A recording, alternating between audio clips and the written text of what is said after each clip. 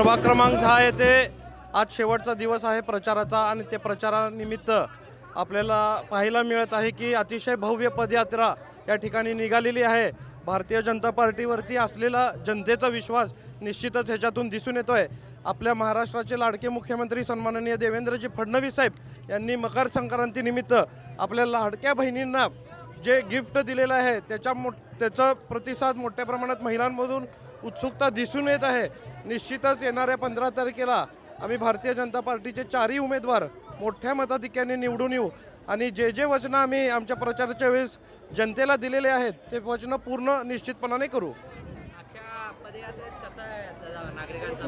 नागरिकांचा प्रतिसाद अतिशय मोठ्या प्रमाणात आहे, उत्साह लोकांमध्ये आहे। 15 तारखेची ते वाट बघतायत, कधी एकदा मतदान केंद्रावरती जाऊया आणि 4च्या 4 कमळाच्या उमेदवारांना कधी एकदा निवडून द्यावा अशी जनतेतली भावना आहे।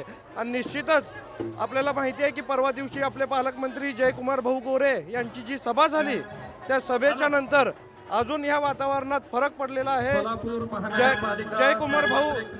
जयकुमार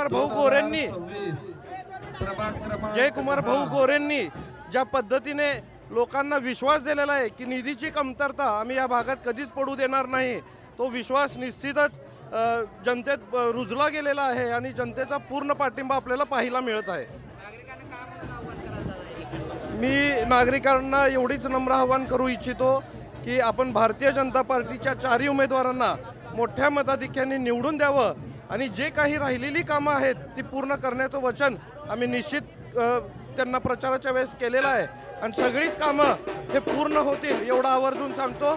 स्वर्गीय महेश अण्णांनी ज्या पद्धतीने या भागासाठी विकास केलेला आहे त्याच पद्धतीने आम्ही 4ही उमेदवार करू।